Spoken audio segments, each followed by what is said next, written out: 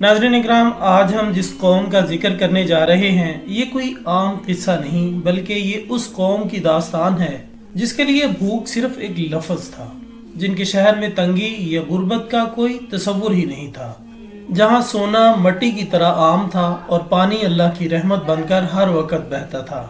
ज़रा सोचें कि एक ऐसी बस्ती जहाँ खुशहाली का ये आलम हो कि मुसाफिर जब वहाँ से गुजरते तो उन्हें अपने साथ खाने पीने का सामान रखने की ज़रूरत ही पेश नहीं आती थी, क्योंकि रास्ते के दोनों अतराफ फलों से लदे हुए बागात उनका इस्तकबाल करते थे। फिर ज़रा सोचिए कि सिर्फ एक छोटा सा चूहा और दुनिया का सबसे मजबूत डैम, जिसे वो अपनी ताकत का निशान समझते थे, वो कैसे अपनी लिखी हुई तकदीर से जा मिला। न किसी बड़ी फौज का हमला, न कोई खौफनाक जलजला आया और न ही आसमान से बिजली गिरी। बस अल्लाह का एक हुक्म, एक अंधेरी रात और दुनिया की सबसे अमीर और ताकतवर सल्तनत हमेशा के लिए जमीन के नीचे दफन हो गई। ये वो इबरतनाक वाक़या है जिसका जिक्र अल्लाह ताला ने खुद कुरान मजीद में किया है। जी हाँ, ये कहानी है कौम सबा की। ये सफर है जन्नत से जहन्नुम तक का, और यकीन मानिए जो आगे आने वाला है वो आपका अंदर तक हिला के रख देगा। तो नाज़रीन, कौम सबा अरब के जुनूब में आज के यमन के इलाके में आबाद थी। जोग्राफियाई एतबार से ये जगह ऐसी थी कि जहाँ कुदरत ने अपनी तमाम तर मेहरबानियाँ निछावर कर दी थी। ये कोई आम सहराई कबीला नहीं था, बल्कि ये उस वक्त की दुनिया की सबसे ज्यादा तरक्की याफ्ता और खुशहाल कौम थी। उनकी जमीन इस कदर जरखेज थी कि वहाँ बीज डालने की देर होती और फसल लहलहा उठती। वहाँ की हवा इतनी नरम और लतीफ थी कि इंसान थकावट भूल जाता और बारिश बिल्कुल एक तवाज़ुन के साथ बरसती थी। मगर उनकी इस बेपनाह खुशहाली और ताकत का असल राज, उनकी कामयाबी का सबसे बड़ा सुतून, उनका तामीर करदा मारब का अजीम बंद यानी मारब डैम था। ये डैम उस जमाने की इंजीनियरिंग का एक शाहकार हुआ करता था। ये इतना अजीम शान था कि उसके जरिए दोनों जानिब फैले हुए मीलों लंबे बागात को पानी मिलता था। पानी की फराहमी का निज़ाम इतना मुनज़्ज़म था कि हर खेत, हर बाग और हर घर तक की ज़रूरत के मुताबिक पानी पहुंचता था। वहाँ फल इतने ज्यादा थे कि तारीखी किताबों में लिखा है कि अगर कोई शख्स अपने सर पर खाली टोकरी रखकर इन बागात के नीचे से गुजरता तो उसे हाथ हिलाने की भी जरूरत न पड़ती। वो जब बागात से बाहर निकलता तो उसकी खाली टोकरी खुद ब खुद गिरने वाले ताज़ा और पके हुए फलों से भर चुकी होती। ये सिर्फ दौलत नहीं थी, ये अल्लाह ताला की रहमत का एक ऐसा निज़ाम था जिसने उन्हें दुनिया की फिक्रों से बिल्कुल आज़ाद कर दिया था। कुरान करीम इस खूबसूरत मंजर को खुद बयान करता है कि कौम सबा के लिए उनके रहने की जगह पर एक निशानी थी, दाएं और बाएं दो बागात। और फिर आगे अल्लाह ताला फरमाता है, अपने रब का रिज़्क खाओ और उसका शुक्र अदा करो। ये शहर का माहौल ऐसा था कि ना वहाँ मच्छर था, न कोई मोजी जानवर, न बीमारियाँ और न ही खौफ। वहाँ के लोग कहते थे कि इस महीने हमारी तिजारत पिछले महीने से बेहतर हुई है, हमारे गोदाम भरे हुए हैं, हमारा शहर साफ सुथरा है, निज़ाम बेहतरीन है और हर तरफ अमन ही अमन है। कुरान पाक ने इस शहर की तारीफ में इसे पाक शहर और बख्शने वाला रब कहा, यानी ये जमीन पर एक जन्नत का नमूना था। दोस्तों, इस कौम की तारीख में एक इंतहाई मशहूर हुक्मरान गुजरी है जिसका नाम मलका बिल्कीस था। तफसीर और तारीखी हवालों के मुताबिक बिल्कीस एक इंतहाई समझदार, बाहिकमत और ताकतवर मलका थी। उसका तख्त अजीम शान था और उसका निज़ाम हुकूमत बहुत मजबूत था और उसकी सल्तनत का रोब दूर दूर तक फैला हुआ था। ये कौम सूरज की पूजा करती थी, मगर इस कौम की किस्मत में हिदायत का एक मौका तब आया जब उनका जिक्र अल्लाह के नबी हजरत सुलेमान अलैहिस्सलाम तक पहुंचा। हजरत सुलेमान अलैहिस्सलाम वो जलीलुल कदर नबी थे जिन्हें अल्लाह ताला ने ऐसी बादशाहत और ताकत अता की थी जो कायनात में किसी इंसान को नहीं मिली। जिन्नात उनके हुक्म के ताबे थे, परिंदे उनकी जुबान समझते थे और हवा उनके इशारों पर चलती थी। दोस्तों, जब हजरत सुलेमान अलैहिस्सलाम को मालूम हुआ कि एक ऐसी कौम है जो अल्लाह को छोड़कर सूरज को सजदा करती है, तो उन्होंने मलका बिल्कीस को एक खत भेजा। ये खत कोई आम शाही फरमान नहीं था, बल्कि ये दावतनामा था।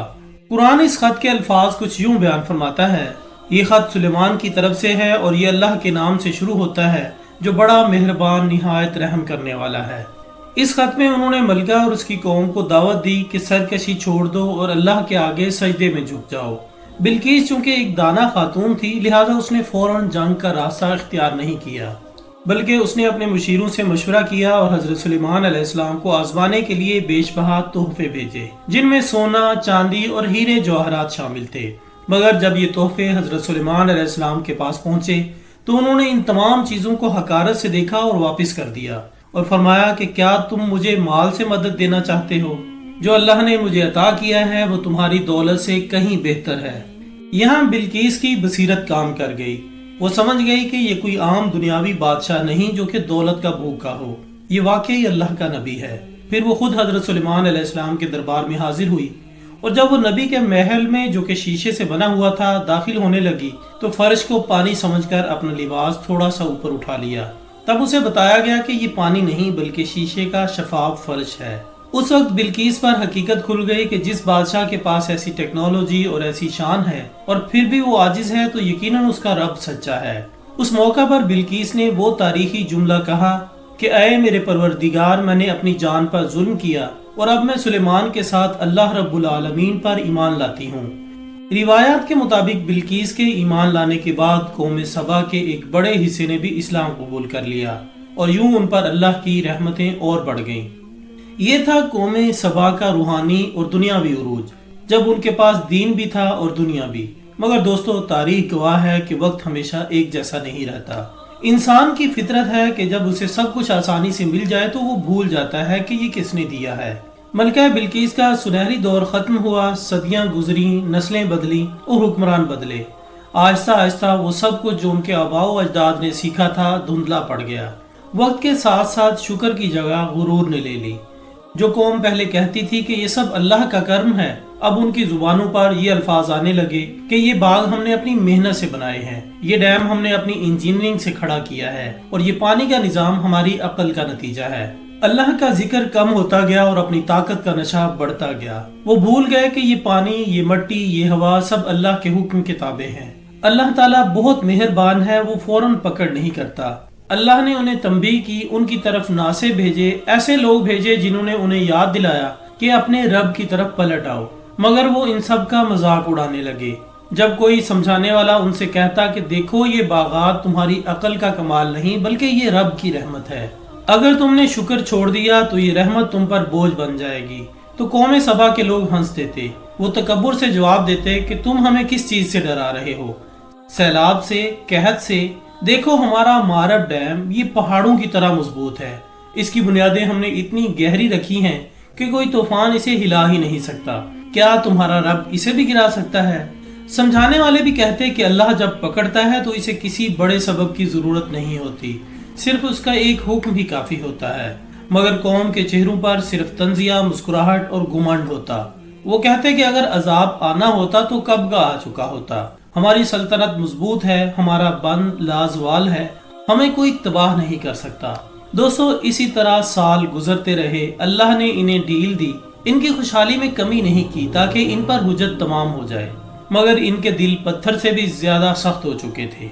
वो कहते थे कि हमने पानी को कैद कर लिया है, अब हमें आसमान की भी जरूरत नहीं रही। उनकी सरकशी इस हद तक बढ़ गई कि उन्होंने खुद अपने लिए बद्दुआ मांगी। सफर की सहूलियत से तंग आकर कहने लगे कि हमारे सफर के फासले लंबे हो जाए, हम इस आराम से उकता चुके हैं। ये नाशुक्री की इंतहा थी। वो अल्लाह से बेखौफ हो गए और कहने लगे कि हमें अजाब से डराना बंद करो, हम अपनी ताकत और दौलत से हर मुसीबत को रोक सकते हैं। और बस यही वो लम्हा था जहां उनके जवाल का फैसला आसमानों पर हो चुका था। उनकी अकड़, उनकी अपनी टेक्नोलॉजी पर अंधा एतमाद और अल्लाह की जात से लापरवाही इन्हें तबाही के धाने पर ले आई। कुरान यहाँ एक ऐसी बात बताता है जो अकल को हिला के रख देती है और आज के दौर के इंसान के लिए भी एक बहुत बड़ा सबक है। अल्लाह ताला फरमाता है, तो जब उन्होंने पीठ फेरी और हक से मुंह मोड़ लिया तो हमने उन पर बंद तोड़ देने वाला सैलाब भेज दिया। लेकिन ये सैलाब कैसे आया?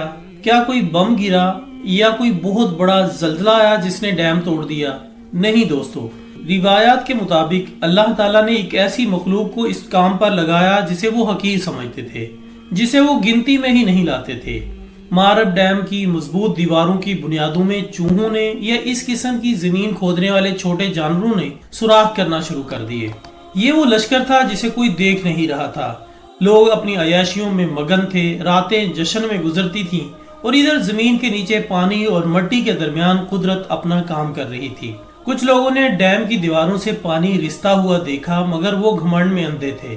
उन्होंने कहा कि ये मामूली सी नमी है, یہ بند ہماری طاقت کی نشانی ہے، یہ معمولی جانور یا چوہے اس کا کچھ نہیں بگاڑ سکتے۔ انہوں نے مرمت کی زحمت بھی گوارا نہیں کی۔ پھر وہ خوفناک رات آئی جس کا وعدہ کیا گیا تھا۔ لوگ اپنے نرم بستروں پر سو رہے تھے، شہر خاموش تھا، ہوائیں پرسکون تھی، مگر مارب ڈیم اپنی آخری سانسیں لے رہا تھا۔ بنیادیں کھوکھلی ہو چکی تھیں، پانی کا دباؤ جو کبھی ان کے لیے زندگی تھا اب موت بن کر دیواروں سے ٹکرا رہا تھا۔ پہلے ایک ہلکی سی آواز آئی جیسے زمین کے اندر کچھ ٹوٹا ہو، پھر دوسری آواز، اور پھر اچانک ایک زوردار دھماکے کی آواز گونجی۔ وہ بند، وہ پہاڑ جیسی دیوار جس پر انہیں خدا سے زیادہ بھروسہ تھا، ریت کی دیوار کی طرح بیٹھ گئی۔ اور جیسے ہی بند ٹوٹا، پانی کا وہ سمندر جو سالوں سے رکا ہوا تھا ایک بھپرے ہوئے شیر کی طرح شہر کی طرف دوڑا۔ پانی جو کبھی ان کے لیے رحمت تھا اب قہر الہی بن چکا تھا۔ لوگ چیخنے لگے، افراتفری مچ گئی۔ کوئی بولا بند تو بہت مضبوط تھا، یہ کیسے ٹوٹ سکتا ہے؟ خدا کے لیے بھاگو، مگر بھاگنے کے لیے تو اب کوئی راستہ ہی نہیں تھا۔ اندھیرے میں پانی کی گرج نے ان کی چیخوں کو مزید دبا دیا۔ وہ پانی جو ان کے باغات کو سینچتا تھا اب ان کے محلات کو، ان کے گھروں کو اور ان کے وجود کو مٹا رہا تھا۔ پھر ہم نے ان پر بند توڑ دینے والا سیلاب بھیج دیا۔ اس وقت انہیں وہ تنبیہات یاد آئیں جو نبیوں نے کی تھیں۔ وہ آوازیں ان کے کانوں میں گونجنے لگی کہ یہ وہی ہے جس سے تم انکار کر رہے تھے، یہ وہی عذاب ہے جسے تم مذاق سمجھتے تھے۔ لوگ پکارنے لگے، یا اللہ ہمیں بچا لے، ہم سے غلطی ہو گئی، ہماری مدد فرما۔ مگر توبہ کا دروازہ ناظرین اب بند ہو چکا تھا۔ اٹھتی لہریں شہر پر گرتی گئیں، ہر کونے کو اپنی لپیٹ میں لے لیا۔ وہ خوبصورت باغات، وہ عالیشان بازار، وہ سونے چاندی کے ڈھیر، سب کچھ مٹی اور کیچڑ میں مل گئے۔ لوگ اپنی جان بچانے کے لیے اونچی جگہوں کی طرف بھاگے، مگر پانی ہر بلندی کو چھو رہا تھا۔ کچھ لوگ گر رہے تھے، کچھ لہروں میں گھل رہے تھے۔ آخر میں ایک اونچی لہر ان سب کو ہمیشہ کے لیے خاموش کر گئی۔ صبح کا سورج جب طلوع ہوا تو وہاں کوئی قوم سبا نہیں تھی۔ جو زمین جنت تھی ویرانہ بن چکی تھی، باغات مٹی بن گئے، گھر بہہ گئے، شہر کے شہر ختم ہو گئے۔ وہ قوم جو کل تک دنیا کی امیر ترین قوم تھی آج ان کا نام و نشان مٹ چکا تھا۔ نسلیں ختم ہو گئیں، صرف واقعہ رہ گیا۔ جو بچ گئے وہ ادھر ادھر بکھر گئے۔ اللہ تعالیٰ فرماتا ہے، ہم نے ان کے لذیذ پھلوں والے باغات کے بدلے انہیں ایسے باغات دیے جن میں کڑوی جھاڑیاں، کانٹے دار درخت اور کچھ بیری کے درخت تھے۔ وہ ہریالی، وہ ٹھنڈی چھاؤں سب ختم ہو گئی۔ یہ سزا کیوں تھی؟ قرآن خود اس کا جواب دیتا ہے، اور وہ جواب ہم سب کے لیے لمحہ فکریہ ہے۔ یہ سزا ہم نے انہیں اس لیے دی کہ انہوں نے ناشکری کی۔ دوستو، قوم سبا دولت کی وجہ سے تباہ نہیں ہوئی، وہ ترقی کرنے کی وجہ سے برباد نہیں ہوئی، وہ برباد ہوئی تو صرف اپنے غرور اور ناشکری کی وجہ سے۔ ان کا جرم یہ نہیں تھا کہ وہ امیر تھے، ان کا جرم یہ تھا کہ وہ دینے والے کو بھول گئے تھے اور اپنی کامیابی کو اپنا ذاتی کمال سمجھ بیٹھے۔ انہوں نے اللہ کی نعمتوں کو اپنی جاگیر سمجھ لیا تھا، اور جب انسان یہ سمجھ لے کہ میں جو کچھ ہوں اپنی وجہ سے ہوں تو پھر اس کا زوال شروع ہو جاتا ہے۔ ذرا غور کیجئے کہ یہ واقعہ صرف تاریخ کا ہی ایک باب نہیں، یہ آج کے دور کا آئینہ ہے۔ آج بھی ہمارے پاس دولت آتی ہے، عہدہ آتا ہے یا طاقت آتی ہے تو کیا ہمارا رویہ قوم سبا جیسا نہیں ہو جاتا؟ کیا ہم بھی یہ نہیں سوچتے کہ یہ میری محنت ہے، یہ میری ڈگری ہے یا یہ میرا دماغ ہے؟ دوستو، یہ واقعہ ہمیں جھنجھوڑ رہا ہے کہ اگر اللہ تعالیٰ کی دی ہوئی نعمت اللہ سے دور کر دے تو وہ نعمت نہیں رہتی بلکہ وہ عذاب بن جاتی ہے۔ وہ پانی جو زندگی تھا موت بن گیا، وہ ڈیم جو تحفظ تھا قبر بن گیا۔ سوچئے اگر ایک چھوٹا سا چوہا اللہ کے حکم سے اتنی بڑی سلطنت گرا سکتا ہے، اتنی مضبوط دیوار میں سوراخ کر سکتا ہے، تو پھر ہم اور ہماری ٹیکنالوجی کس گنتی میں آتے ہیں؟ ہماری حیثیت کیا ہے؟ آج ہم اپنے ایٹم بموں، اپنی ٹیکنالوجی اور اپنی معیشت پر ویسا ہی گمنڈ کرتے ہیں جیسا قوم سبا نے اپنے ڈیم پر کیا تھا۔ مگر یاد رکھیے کہ اللہ تعالیٰ کی پکڑ بہت سخت بھی ہے اور بہت خفیہ بھی۔ وہ لشکروں سے بھی تباہ کر سکتا ہے اور ایک نہ نظر آنے والے وائرس یا ایک چھوٹے سے کیڑے سے بھی نظاموں کو درہم برہم کر سکتا ہے۔ اس کہانی کا سبق بہت سادہ مگر بہت گہرا ہے۔ جو اللہ دیتا ہے اس پر شکر کرو اور کبھی بھی اپنی طاقت پر مت اتراؤ، کیونکہ جو رب تمہیں محل میں بٹھا سکتا ہے وہ اس محل کو تمہارے اوپر گرا بھی سکتا ہے۔ شکر نعمتوں کو بڑھاتا ہے اور غرور نعمتوں کو چھین لیتا ہے۔ فیصلہ اب آپ کے ہاتھ میں ہے کہ آپ کو بلقیس والا راستہ چننا ہے جو کہ عاجزی کا تھا، یا بعد میں آنے والوں کا راستہ جو کہ تکبر کا تھا۔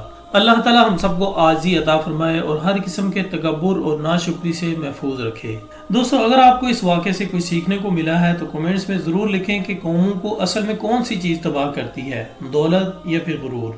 ویڈیو کو لائک کیجیے گا اور چینل کو ضرور سبسکرائب کریں تاکہ اس طرح کی مزید آنکھیں کھول دینے والی ویڈیوز آپ تک بر وقت پہنچتی رہیں۔ انشاءاللہ بہت جلد دوبارہ حاضر ہوں گے ایک اور اچھی سی ویڈیو کے ساتھ، تب تک کے لیے اللہ حافظ۔